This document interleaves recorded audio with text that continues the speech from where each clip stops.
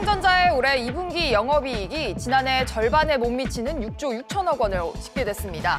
반도체 영업이익이 3조 원을 가까스로 넘긴 데다 휴대폰 판매도 부진했습니다.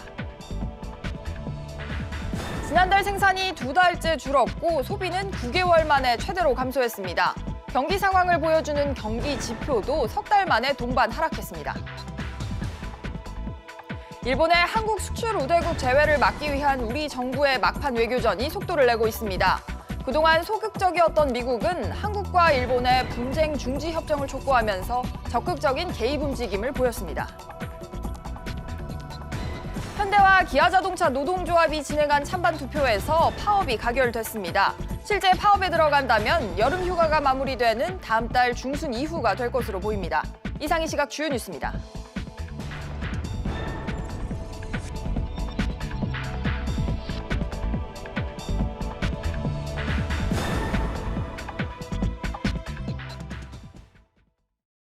네, 백브리핑 시시각각 시작합니다. 첫 소식입니다. 삼성전자가 오늘 오전에 올 2분기 확정 실적을 발표했습니다. 반도체 부분의 영업이익률이 5년 만에 최저치를 기록했는데요. 취재기자 연결해보죠. 서주현 기자. 네, 서주현입니다. 네, 삼성전자 실적 전해주시죠. 네, 일단 반도체 부분의 영업이익이 크게 급감했습니다. 삼성전자는 매출 56조 1,300억 원, 영업이익 6조 6천억 원의 올 2분기 확정 실적을 발표했는데요. 매출은 지난해 같은 기간보다 4.03% 떨어졌고 영업이익은 55.63%, 절반 이상이 빠졌습니다. 직전 분기와 비교하면 매출은 7.14%, 영업이익은 5.84% 증가했습니다. 네, 부문별 실적도 자세히 나왔죠. 네, 반도체 부분 영업이익이 3조 4천억 원으로 급감했습니다. 지난해 같은 기간보다 70.7% 줄어든 수치입니다. 2016년 이후 3년 만에 3조 원대로 내려앉았는데요. 영업이익률도 21.1%로 5년 만에 최저 수준을 기록했습니다. 이 반도체 업황 악화와 고객사들의 재고 조정에 따른 수요 감소 등으로 실적이 하락한 것으로 분석이 됐습니다. 스마트폰 등 무선 부분의 영업이익도 1조 5,600억 원으로 지난해보다 41.5% 줄었습니다. 중저가 제품의 경쟁이 심화됐고 마케팅 비용 증가로 실적이 다소 주춤했다는 설명입니다. 반면 소비자 가전 부문은 매출 11조 700억 원, 영업이익이 7,100억 원을 보였는데요. 지난해 같은 기간보다 각각 6.4%, 39.2% 늘었습니다. 네, 반도체와 무선 부문이 동반 부진했는데 하반기 전망은 어떻습니까? 네, 이 문제는 반도체 업황 회복 여부입니다. 삼성전자는 하반기 메모리 반도체 업황은 여전히 불확실하지만 디스플레이 패널 사업은 실적 개선이 예상된다고 밝혔는데요. 여기에 일본 수출 규제와 추가 보복 가능성이 하반기 생산과 재고 관리 등 이런 부분들이 큰 변수가 될 것으로 보입니다. SBS CNBC 서주현입니다. 다음은 우리 경기 소식 알아보겠습니다. 지난달 생산과 소비를 나타내는 경제 지표가 동반으로 하락했습니다. 현재와 미래의 경기 상황을 보여주는 지표 역시 석 달 만에 함께 내려앉았는데요. 취재기자 연결해봅니다. 장가희 기자. 네, 지난달 생산과 투자 모두 뒷걸음질을 했다고요. 네, 그렇습니다. 통계청이 발표한 산업활동 동향에 따르면 지난달 전산업 생산지수는 한 달 전보다 0.7% 하락했습니다. 지난 5월에 이어 2달 연속 감소세입니다. 광고업 생산은 0.2% 증가했습니다. 반도체와 전자부품 생산이 늘어난 덕입니다. 하지만 자동차 등에선 감소했습니다. 제조업 생산은 0.2% 증가했고 제조업 평균 가동률은 한 달 전과 같은 71.9%를 기록했습니다. 서비스업 생산은 1% 감소했는데요. 특히 정보통신과 도소매 등에서 뒷걸음질했습니다. 소비를 보여주는 소매 판매액은 승용차 등 내구재와 의복 등 준내구재가 모두 줄면서 한 달 전보다 1.6% 내렸습니다. 네, 생산과 소비가 모두 하락을 했는데 투자는 어땠습니까? 네, 설비 투자는 한 달 전보다 0.4% 증가했습니다. 지난 5월 크게 추락했던 기저효과가 반영됐기 때문입니다. 기계류 투자가 0.4% 늘었고 운송장비 투자도 0.6% 증가했습니다. 하지만 통계청은 1년 전 같은 기간과 비교하면 아직은 마이너스라고 분석했습니다. 현재 경기 상황을 보여주는 지표인 동행지수 순환변동치는 한 달 전보다 0.1포인트 하락했습니다. 앞으로 경기를 예측하는 지표 역시 0.2포인트 떨어지며 두 경기 지표는 3개월 만에 동반 하락으로 전환했습니다. SBS CNBC 장가입니다. 우리나라가 오늘부터 태국 방콕에서 일본의 화이트리스트 배제를 막기 위한 막판 외교전을 펼칩니다. 그동안 관망하던 미국이 중재에 나선 것으로 알려졌지만 우리 정부는 여전히 최악의 상황을 대비하고 있는데요. 취재기자와 함께 이 문제 자세히 짚어보겠습니다. 김현우 기자 나와 있습니다.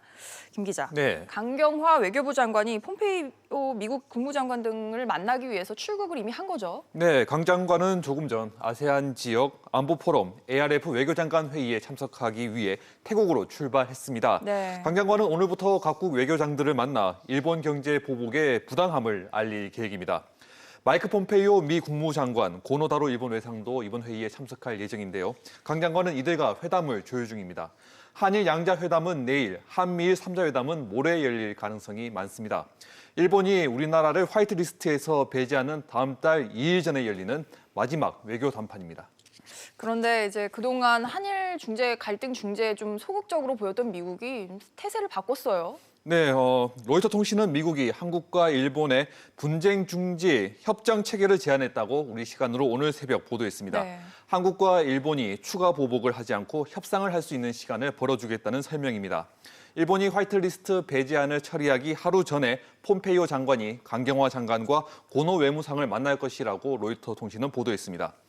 우리나라에서 한일 군사정보보호협정, 지소미아를 파기하자는 주장까지 나올 만큼 한일 관계가 악화되자 미국이 부담을 느낀 것으로 분석됩니다.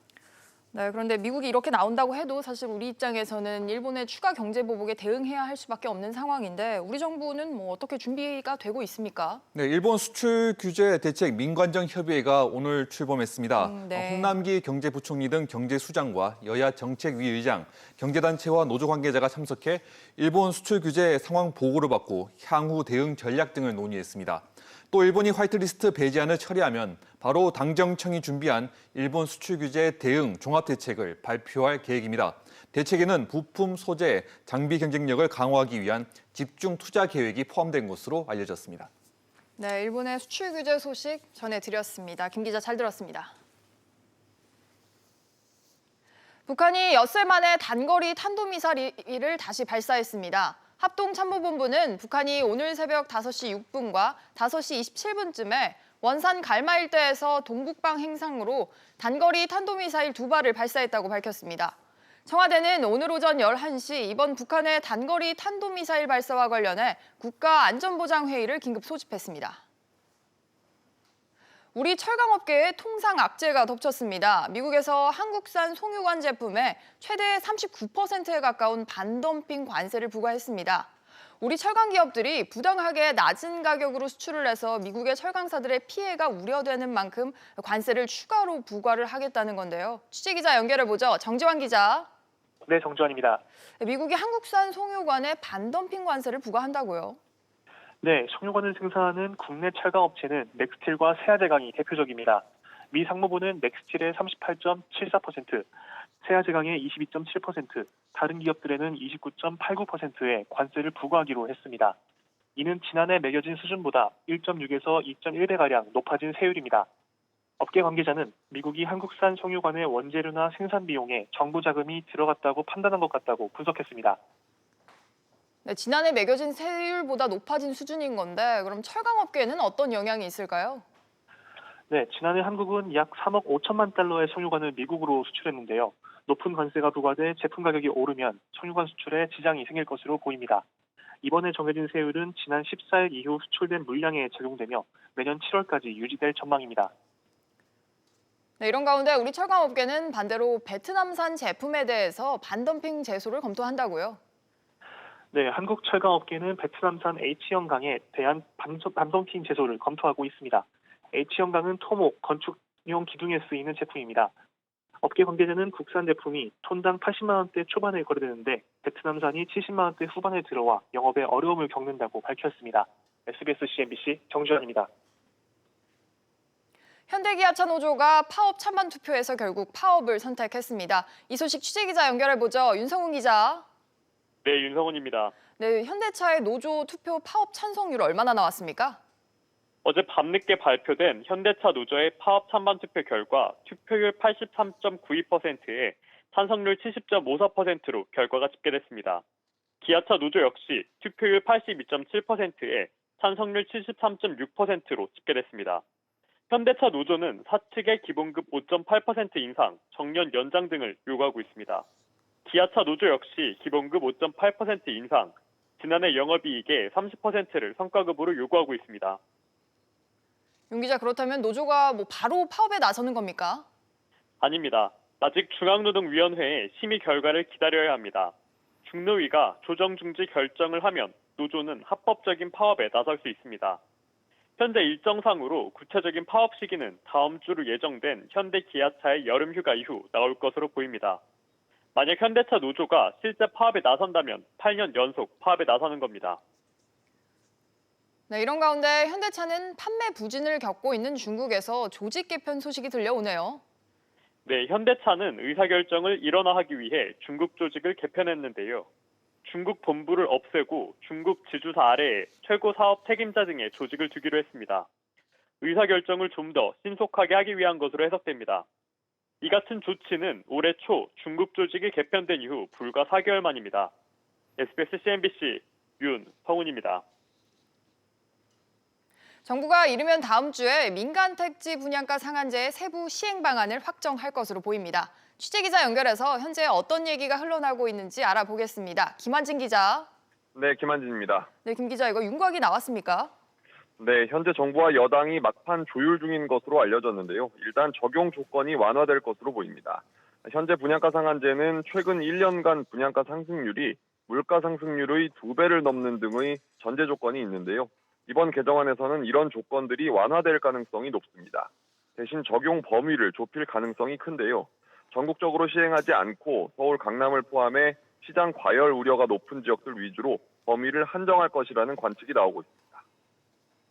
네, 또 적용 시점도 관심인데 이건 어떻게 예상이 됩니까? 현재는 재건축과 재개발 등 정비 사업의 경우 법 시행 이후 관리 처분인가를 신청하는 단지부터 적용하게 돼 있는데요. 이를 입주자 모집 공고 단지부터 적용하는 것으로 조정할 가능성이 있습니다. 이렇게 되면 이미 관리 처분 인가를 받고 일반 분양을 앞둔 재건축 단지들까지 상한제 사정권에 포함이 되는데요. 강남구 삼성동 상하 2차 아파트나 개포주공 1단지, 송파구 미성, 크로바 아파트, 그리고 강동구 둔촌주공 등이 이에 해당합니다. 다만 몇 개월간 유예 기간을 둘 가능성도 제기되고 있습니다. 네, 하지만 한편으로는 이 분양가 상한제로 인해서 이른바 로또 아파트에 대한 우려도 큰 상황입니다. 대책도 나오겠죠? 네, 상한제가 확대되면 아파트 분양가가 20%에서 30%까지 낮아지는 만큼 청약 시장이 과열될 우려도 나오는데요. 이를 줄이기 위해 전매 제한 기간을 연장하는 방안도 검토 중인 것으로 전해졌습니다. 현재 투기과열 지구 내 민간택지 분양가 상한제 주택의 전매 제한 기간은 분양가가 주변 시세의 70% 미만일 경우 4년, 그리고 70% 이상일 경우 3년이 적용되는데요. 이를 5년에서 7년 이상으로 늘린다는 방안입니다. 한편 국토부는 민간택지 분양가 상한제 도입 시기와 관련해 세부적인 시행 방안과 발표 시기는 아직 정해진 바 없다고 밝혔습니다. SBS CNBC 김한진입니다.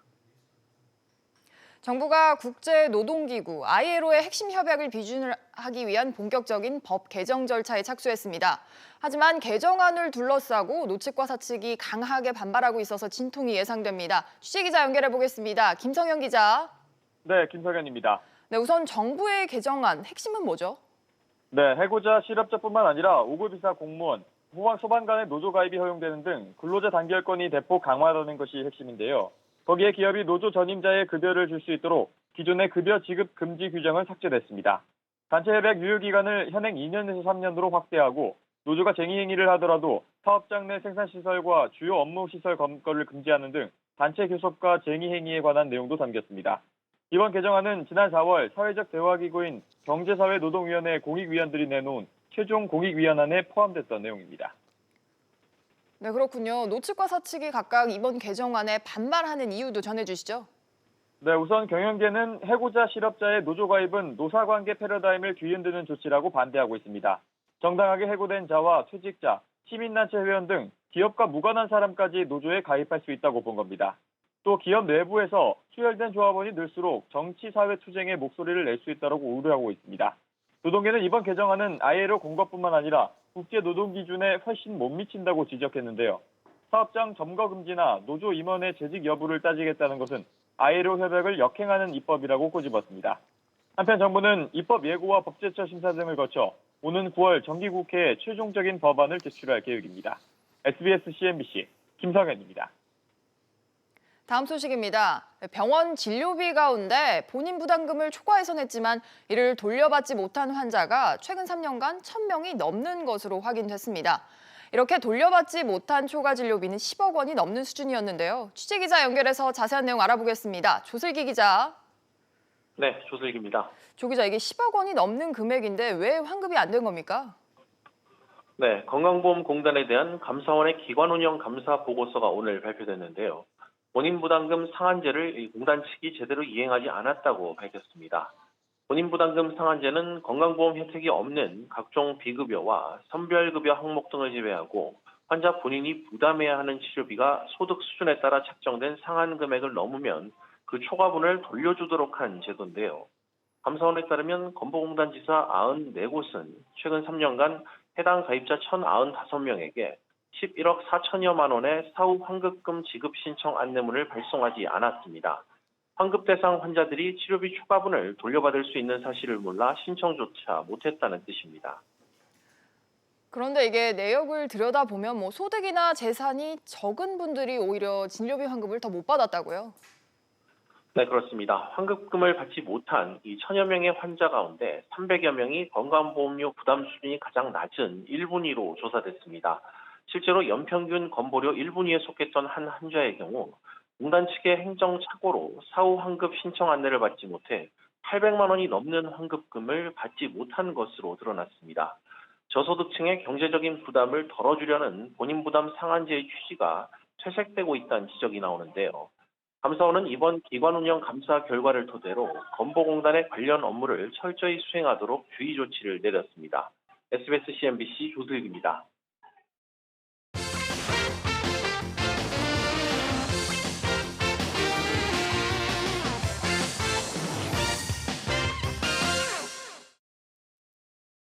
네, 기사 이면에 숨어있는 팩트와 또 취재 뒷이야기를 알아보는 시간입니다. 팩트체크 알아보니 오늘은 정인아 기자와 함께 해보겠습니다. 네, 정 기자 어서 오세요. 네.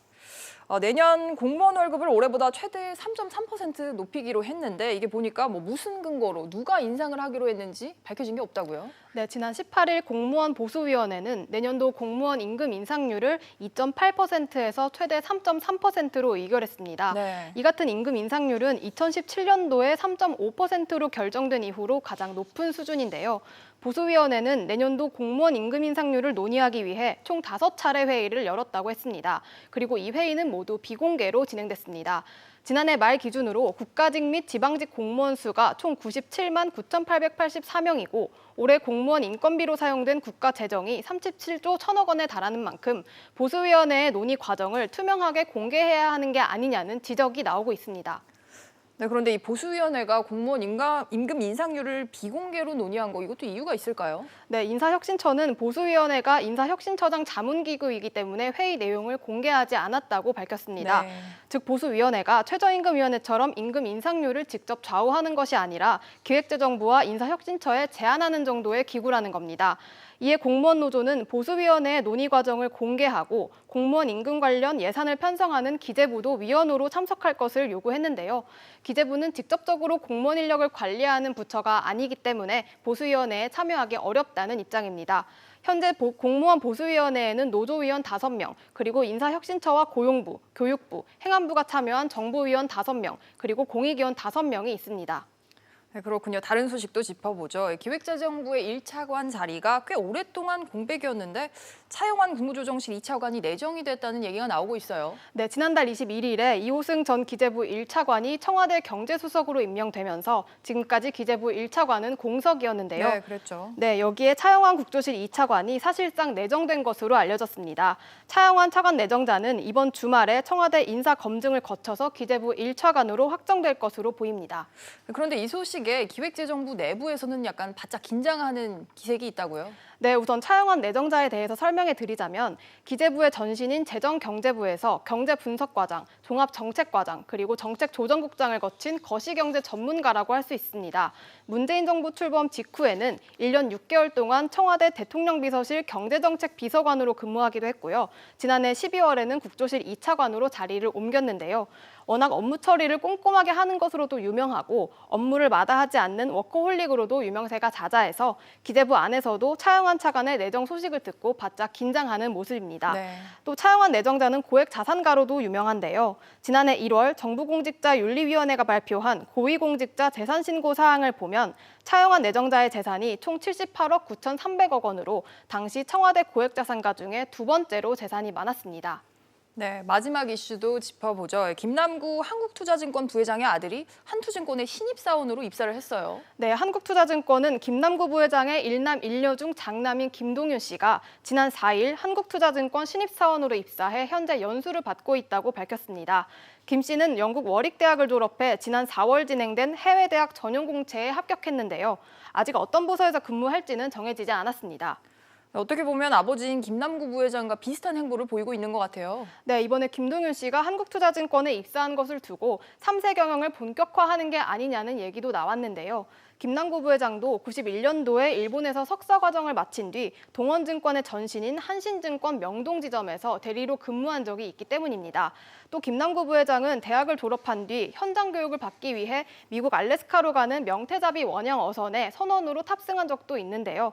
김동윤 씨는 원양어선을 타진 않았지만 창원에 있는 동원 F&B 참치 공장에서 현장 교육을 한 달 동안 근무한 것으로 알려졌습니다. 네, 지금까지 팩트체크 알아보니 정인아 기자와 함께했습니다. 정 기자 수고했습니다. 일이명 개인종합자산관리계좌 IS의 누적 수익률이 지난달 말 기준으로 평균 8.96%를 기록했습니다.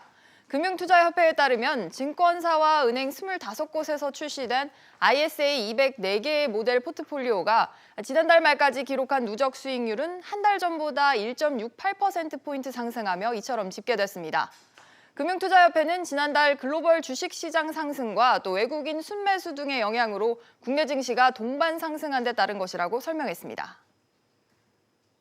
우리나라 직장인 10명 중 7명은 좋은 기회가 있으면 이직할 의향을 갖고 있다는 조사 결과가 나왔습니다. 드라마앤컴퍼니가 직장인 이용자 2,025명을 대상으로 설문조사를 진행한 결과 응답자의 72%가 이직에 대해서 긍정적으로 답했습니다. 이직에서 가장 중요하게 여기는 조건으로 연봉이 가장 많이 꼽혔고 또 업무 적합도와 워라밸, 같이 일하는 팀원 등이 그 뒤를 이었습니다. 셀트리온의 바이오 복제약 램시마 SC의 미국 허가를 위한 임상 3상이 개시됐습니다. 셀트리온은 미국 오하이오주에 있는 임상시험기관에서 램시마 SC 임상 3상 시험을 위한 본격적인 환자 모집을 시작했다고 밝혔습니다. 셀트리온은 우선 염증성 장질환 환자를 대상으로 임상을 개시한 후 향후 3상 임상을 세계 각국으로 확대해 오는 2021년까지 글로벌 임상시험을 마무리할 예정입니다. 증시 상황입니다. 7월의 마지막 거래일입니다. 하지만 외국인과 기관의 매도세에 지금 큰 폭으로 하락하고 있는데요. 코스피가 1%가량 빠지며 2018포인트 보여주고 있고 코스닥 같은 경우에는 2년 만에 장중 최저치를 기록하기도 했습니다. 지금은 1.45% 내림세를 보이며 616포인트 나타내고 있습니다. 오늘 주목해볼 종목들 함께 살펴보시죠. 먼저 삼성전자입니다. 올 2분기 확정 실적이 공개됐습니다. 영업이익이 6조 6천억 원으로 전년 동기 대비 55%가량 하락했는데요. 특히 반도체 부분이 안 좋았던 것으로 확인됐습니다. 삼성전자 현재 2.58% 내림세 보여주고 있습니다. 한편 현대차 같은 경우에는 현대차 노조의 파업안이 가결됐습니다. 하반기 실적에 대한 우려감이 커지고 있는데요. 현대차 현재 0.78% 내림세, 마찬가지로 파업이 가결된 기아차 역시 1%가량 내림세 보여주고 있습니다. 그런가 하면 안국약품은 지금 90억 원대 불법 리베이트 혐의로 부회장과 의사 85명이 기소됐는데요. 안국약품 현재 2.42% 빠지고 있습니다. 오늘 상승하는 종목으로는 솔브레인이 있습니다. 솔브레인이 생산하는 불화수소가 삼성전자의 품질 테스트를 통과했다는 보도가 나왔습니다. 솔브레인 오늘 10%가량 급등하며 69,500원에 거래되고 있습니다. 지금까지 증시 상황이었습니다. 뉴스 마칩니다. 여러분 고맙습니다.